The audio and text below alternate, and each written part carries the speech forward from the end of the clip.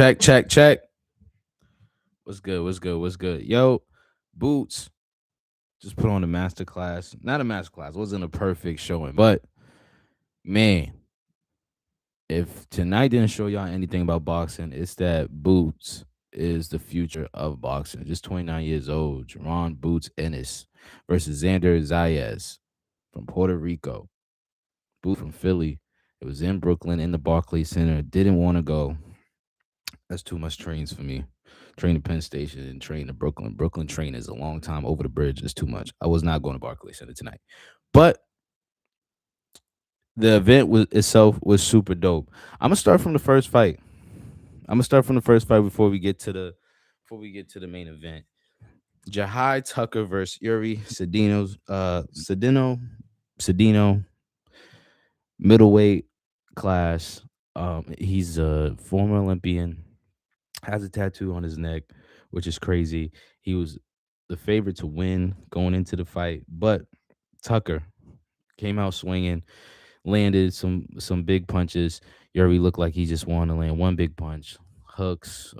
He powered up, telegraphing his punches, and Jahai Tucker just kept bringing it to him. Both guys gassed out towards the end. It was a 10 round fight, but I liked what I saw from Tucker. He already has a loss on his record, but he didn't. He out the gate. He just looked from the ring walk, just focused. Between rounds, his pops told him, "Yo, stay in the middle of the ring. Let him know this is your territory. This is your shit." And that's what he did, and he showed it. Yeah, I mean, it wasn't a dominating performance. His defense wasn't great. He didn't really show much. You know, multiple skill sets in his arsenal, but he got the job done. One judge ruled it a draw. It was a majority decision. One judge ruled it a draw. The other two didn't really have it close. I think they had it 8-2, 1-7-3. Personally, I had it about 7-3. I don't know about 8-2 because it was a competitive fight for the whole duration of the fight. And he kind of let off the gas a little bit towards the end, but so did the other guy. So nonetheless, Jahai Tucker, he's from Brooklyn, so it was in Brooklyn, Barclays Center, so he wasn't gonna lose. He was determined. You could see it in his face, and that's what he did to open the night. Only 4 fights. Next fight, Ben Whitaker versus Richard Rivera. Richard Rivera is from Hartford, Connecticut, New England. Stand up. I'm a Boston guy, so I already had, I was kind of rooting for Richard Rivera. I'm not gonna hold you. He's from Connecticut. He's from America. Ben Whitaker's he's from United Kingdom, England dude. But he was the favorite, and from the opening bell, you can see why. Oh my goodness! First of all, he was too quick, too skilled. Footwork was good, flashy, of course. He's pretty much famous in the boxing world over his native land, and I can see why. I can see why he's gonna be one of the best, and that's not even a question, man. He out the gate landing flush jabs, hooks, counter punches, checks, hooks. Defense was okay. It wasn't perfect. I seen him get hit with a little bit of something, but maybe like maybe like 10 punches throughout the whole duration of the fight. It didn't last long. It did not last long at all. So Whitaker is a star. Put it like that. First round, he got a knockdown. Second round, over. TKO over Rivera. Rivera, he was scared to throw some punches. He did punch. He caught some. He caught some. He landed some, one or two. I mean, it wasn't like Whitaker's defense was just insane, but you could just tell Rivera wasn't ready for that. That's an elite fighter facing somebody who's not elite, who just kind of worked really hard at being a professional boxer, and it was just the lights was just too bright. He had no business being there. But if you want to know about future of boxing, go to Ben Whitaker. He put on a hell of a show tonight. Second round TKO.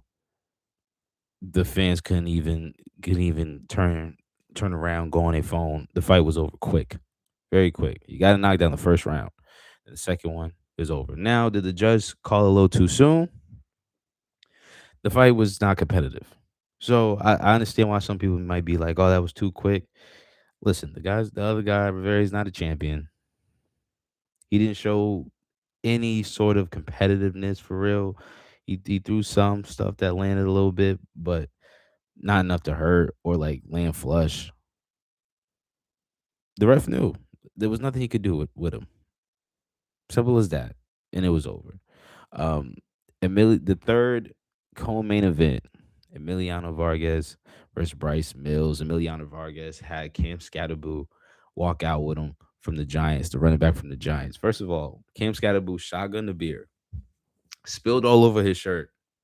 He just closed it up with his jacket and continued the walk, the ring walk. Crazy, crazy.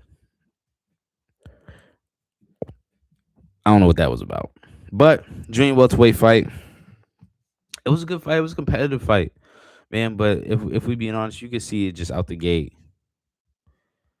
Vargas was just was just too much for Mills. You know, first round was a little bit more competitive for sure, but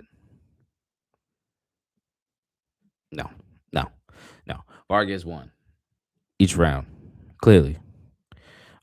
Now he's 18-0, 15th knockout for Vargas, and it happened in the fourth round. And he's gonna be a future. I can't say star. I don't know if I see star, even though he gets the job done. He has 15 knockouts and he's 18-0. And he co-main event. You see none of the bright lights that he puts on the show. Um, Mills is no pushover by any means, but Vargas does need a step up in competition for sure. Now to the main event. Forget all that. The main event, Xander Zayas. I'm not gonna lie. Did I know him before this fight? No, I did not. But also, when it comes to Boots, I knew who Boots was, but his resume also is malarkey, as Xander's is malarkey. But Xander's 23, so you kind of give him a little bit more grace.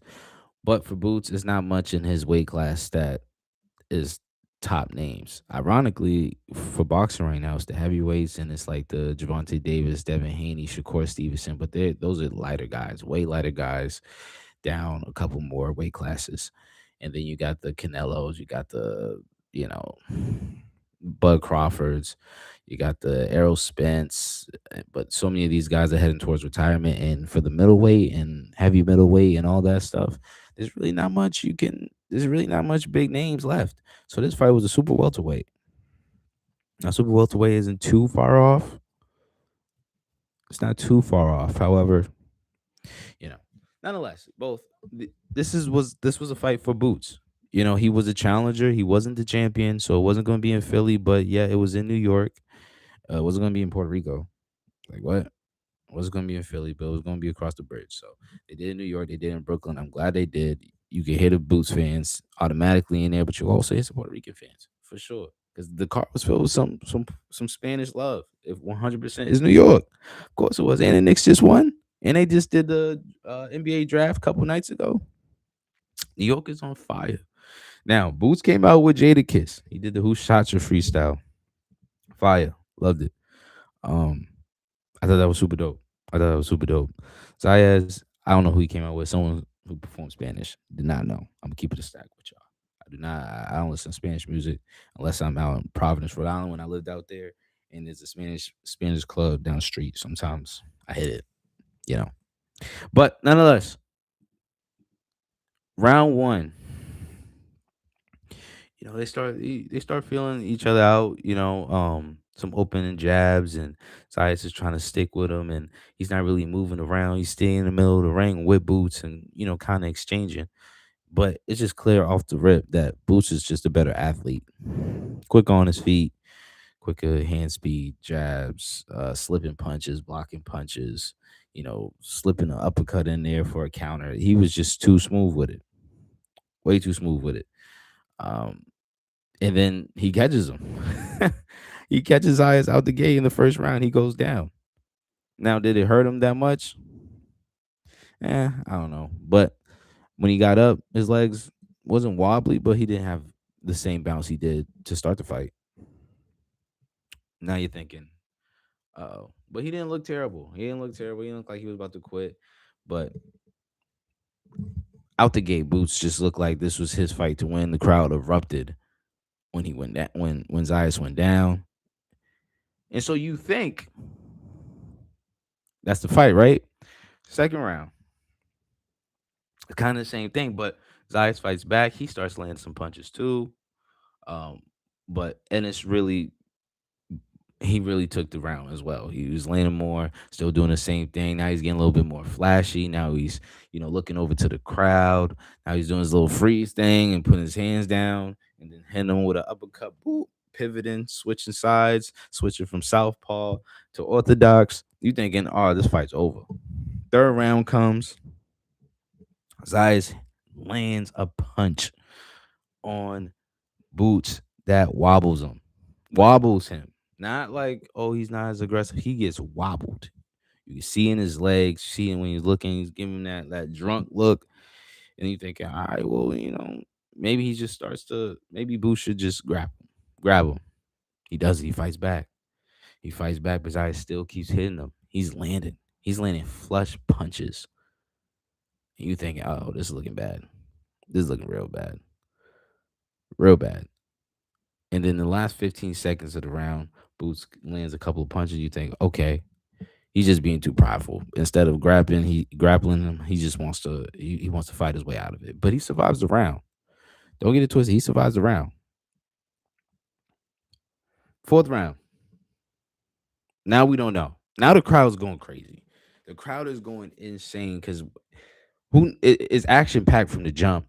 Landing flush knockdowns, wobbling, haymakers, counter punching, jabs landing flush. It's insane. It's insane, right? So fourth round comes by, and he's back to normal. He's landing, and some combinations. But Zayas, he's still landing. You know what I mean? He's still trying to get his win under him, and he's still fighting back. But Boots hits another gear. He's switching stances. He's landing combinations. He's landing jabs, and he's doing everything he can. But Zayas also lands. So now we thinking, oh my goodness, this might be a 50-50. Now we see why this dude, the champ, even though I know in boxing, being a champ means nothing. It means nothing.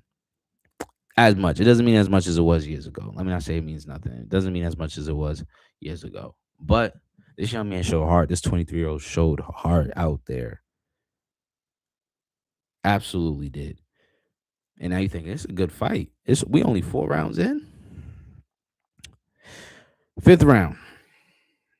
Ties change. And this is when Boots just takes over and it starts to get bad. He lands a knockdown hard punch. Oh my, hard punch. I think he slipped the uppercut. And then Zayas is on the ground for the whole time of 8 seconds. He gets up at 9 just before the referee counts to 10. And then Boots he looks a little tired too. Everyone in the stands, you can see on TV, everyone's standing up, hoping for here's a knockout. He's a knockout artist. This is the end of the night. But he doesn't. He kind of lands off. Maybe he's being too cautious. He doesn't want to, overexert himself. But nonetheless, Zayas survives. He survives the round. The referee looked like he's about to end it. As soon as the round ends, referee goes over. You can see it on TV. Says, "Yo, you can't have more of that. You gotta show me something." So I got you. Comes out in the sixth round. He survives. Boots lets off of the gas. I think he still wins the round. He clearly still wins the round because I didn't punch back. But it was the only boring round of the fight. Seventh round. Not that Ennis came out with crazy combinations, but he was landing. He was back to landing flush like the first round. He was back to that, and then he got Zayas down. Zayas took a knee, but he was landing, so it was really a knockdown for real. And then he looks over to his corner. Corner throws a towel. It's over. Dope fight, man. I thought it was a really dope fight. For 7 rounds, you don't always want to see a 12-round fight. Not all the time. Some main events with a knockout artist, you want to see a knockout artist be a knockout artist. You want to see it come in the 7th round, the 9th round, the 10th round. You know what I'm saying? It's not always the 12th round. Definitely not the first 2 or 3. You want to get your money's worth. Tonight you definitely got your money's worth. And shout out to Zayas, 23 years old, man. He showed heart. He showed heart. He showed skill. I can see why he's won so many fights. I see why he got that fight. Like he could do whatever he wanted. He did, Boots said he didn't have to take that fight. So he's got heart. He's got skill. He's got a chin for sure. He got up two times, 2 or 3 times. So I'm excited to see what's in the cards for Xander. But when it comes to Boots Ennis, man, it's a shame Bud Crawford retired because Boots is also someone who can switch hit, who can go to a southpaw stance and can also go into orthodox stance. But he's so flashy as well and so quick. And he's from Philly, which Philly is just like a boxing place. They got the Philly show. They got so many great fighters from Philly historically. So it's a shame that Bud's not there, but not that he's not in the boxing world no more fighting. There's no question that this 29-year-old is the future of boxing. When you think of Tank, the legal troubles, also not really caring about belts, which I don't kill him for. I'm not mad at that. Get the bag. Just do the big fights, do the fights people want to see, and just call it a day. Get your bag and leave. I'm not mad at that. But when you look at that, look at Devin Haney, the Ryan Garcias, you know, the Teofimo Lopez's, they do great. They take the fights that people want, but do we get these type of fights? The knockdowns, the excitement? Not always. Same thing with Shakur Stevenson. I don't know if Shakur, as talented as he is, he's a star. It's not even a question. He's one of the best pound for pound. So is Devin Haney. So is Tank.